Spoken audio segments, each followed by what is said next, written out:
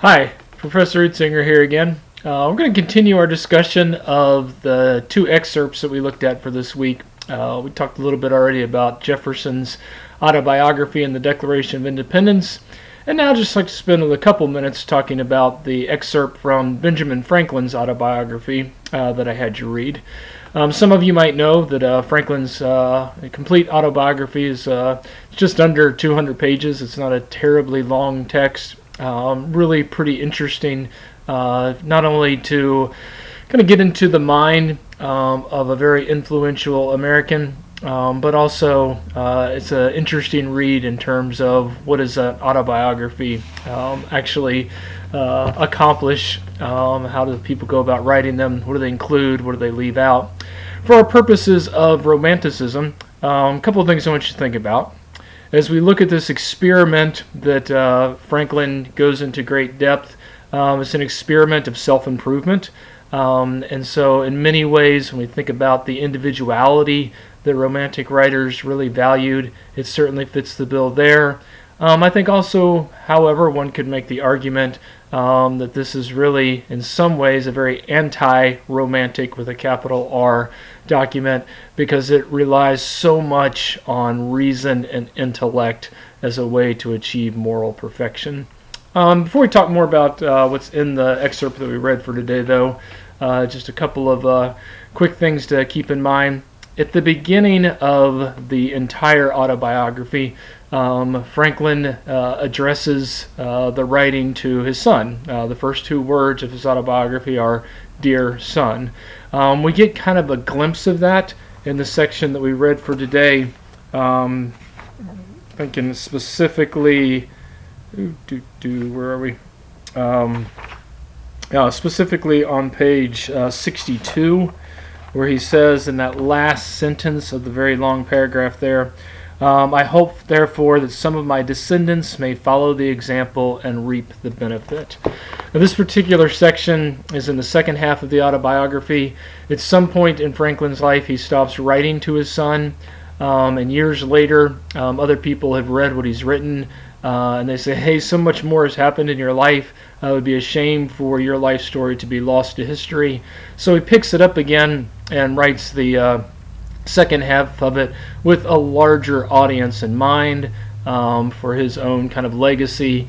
But I think all the way through the end, he still has that idea of hopefully improving the lives of his descendants if they follow his example. But let's go back to the beginning of the excerpt that we looked at for today. And I'm certain you have caught the main idea of this portion is an experiment that Franklin did. As most of you probably know, Franklin, in addition to being a statesman later in his life, an ambassador, also was a scientist at heart, liked to do experiments, most notably with electricity, but many other things. And again, I kind of like to look at this portion of the autobiography as an experiment that he conducted on himself. He identifies some things in his life that he feels like are flaws, right? And he goes down the list of with temperance and silence, order, frugality, identifies 13 things that he would like to improve in his life. And then he goes on to show us how he makes this graph, right, and marks down whenever he misses the mark on any of these particular virtues that he's trying to enhance. He had in his mind, as he mentions in the excerpt that we wrote, that he would publish this as a separate book, because Franklin was also a printer, but he never got around to actually publishing his book of virtues by themselves. But again, with two things I want you to think about in terms of what this type of experiment says about a person.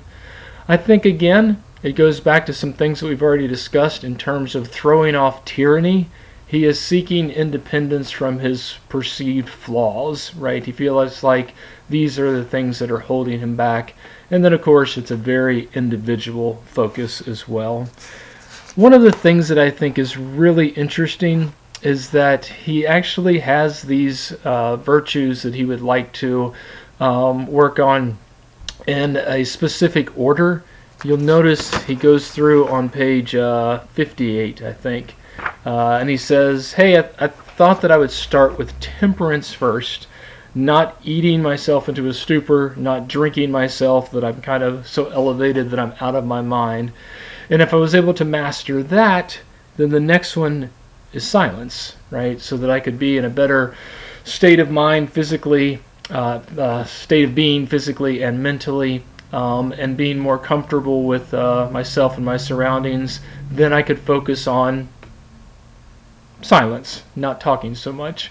It is rather entertaining to read the rest of Franklin's autobiography, because he gives us, unintentionally somewhat, many examples of how he made mistakes in life. He failed with relationships, specifically because of these virtues that he had not yet fine-tuned. And he loved to talk. He must have been a delightful person to be around, because he was funny and witty and loved to talk. But he also saw those things as flaws, and he realized that in his life he needed to listen more than he spoke at times, etc. I would also argue that part of what this autobiography, if it has a connection to Romanticism, it is that idea of being very self-aware. In order to sit down and make a list of 13 things that one needs to work on, it's not a real pleasant thing to do, and it demonstrates a tremendous amount of self-awareness. And then not to only make that list, kind of like a New Year's resolution, but he keeps it up several times a year, as well as over several years. You may also notice that after he shares with us a page or so from his plan, he also admits that at certain points in his life, on page 61, as he got more involved in politics, both local and national, it was really difficult to keep up that the virtue of order. So because you're working on other people's timetables, you're traveling a lot, you're doing many different things, and so maybe unfortunately for Franklin, it doesn't sound like he worked on this for the remainder of his life, but at least he's honest, right? These are the stumbling blocks that came in my way that made me kind of give up on some of these. Couple things quickly that I want to highlight. On page 58, number 7 is sincerity. Now for Franklin, he defines sincerity as an attempt to use no hurtful deceit, think innocently and justly, and if you speak accordingly. But I want you to keep that word sincerity in mind as we continue to read, especially when we get to someone like Thoreau, whose entire project at Walden Pond is to encourage people to figure out ways to simplify their lives in order to find out what are necessities in their lives and what are luxuries, with the ultimate goal of achieving sincerity. I'm not quite sure how it all fits together all throughout Romanticism, but there seems to be that part of this desire to live in a different way, to think in a different way, is really tied up in that word sincerity. What does it mean to live a sincere life? Now you'll notice later in the semester you'll be asked to complete a Live Romantically project, and I want you to keep Franklin's autobiography in mind, because this is one way, not that Franklin was necessarily attempting to live romantically, but he had a plan. He had a plan for very specific things, and he tracked that plan. And so be thinking about this as one model for how people live out certain aspects of their life. Couple more things. If you look on page 61, I'm going to read a portion of this. He talks about, kind of metaphorically, how he was dealing with someone and about sharpening one's axe, and this person felt like it was a little too difficult of a task, and so they found that they preferred a speckled axe. And at the end of that long middle paragraph on page 61, Franklin writes, as I employed, I found the difficulty of obtaining good and breaking bad habits and other points of vice and virtue. have given up the struggle and concluded that, quote, a speckled axe was best for something that pretended to be reason, was every now and then suggesting to me that such extreme nicety as I exacted of myself might be a kind of foppery in morals, which, if it were known, would make me ridiculous, that a perfect character might be attended with the inconvenience of being envied and hated, and that a benevolent man should allow a few faults in himself to keep his friends in countenance. Is that a cop-out? Is it an explanation? He argues, towards the end of that segment, that yes, achieving moral perfection, if such a thing were possible, sounds like an admirable thing to do, but maybe people wouldn't like you as much if they thought that your only goal in life was to be perfect, which always suggests perhaps that the people around you aren't conducting such experiments and somehow are less superior to you.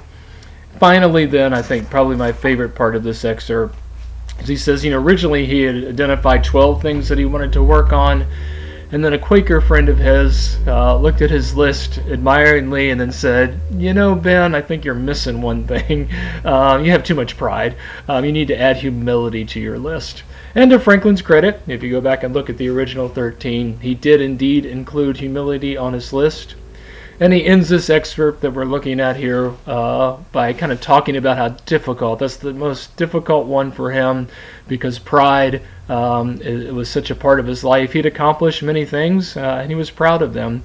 And he said, even if I had achieved perfection when it comes to humility, that final line of the excerpt we're looking at, he says, even if I could conceive that I had completely overcome it, I should probably be proud of my humility, which is meant to be ironic and funny as well.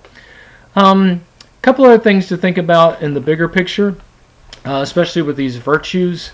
Franklin mentions on page 62 that he included a prayer that he prayed every day, and it's more to a great spirit. And then he explains later that he was trying to keep his writing somewhat open, not tied to one specific sect. And by this, he's certainly suggesting that he didn't just want to lock it into a Christian practice, but he wanted to make it appealing to people of all different types of faiths and belief, so that his prayer is a little more generic than it might otherwise be. If you remember our discussion about Jefferson and that phrase in the Declaration of Independence, kind of to a supreme judge, continue to think about what divine inspiration, what part it plays in these writers' lives. Some folks have argued that Franklin's virtues in the autobiography were kind of the forerunner to Alcoholics Anonymous and other groups such as those. And if you're familiar with that group, certainly one of the ideas is that you acknowledge that there's something larger than yourself, that there's a higher being, but there is a little bit of a generic element to that because there's no real reference to a Christian God per se. So continue to think about several things in relationship to romantic writers, and the works that we've already read and the works that we'll be looking at over the next couple of weeks. How do these pieces of writing indicate a desire to celebrate the individual spirit, and also the idea of insurrection or independence, throwing off either physical fetters or mental things that tyrannize over the mind and over the body. That's all we have for Franklin's autobiography at this point, and I look forward to discussing some of these things both with you online and in future sessions. If you have specific questions about anything that we've discussed thus far, please don't hesitate to send me an email. Thanks.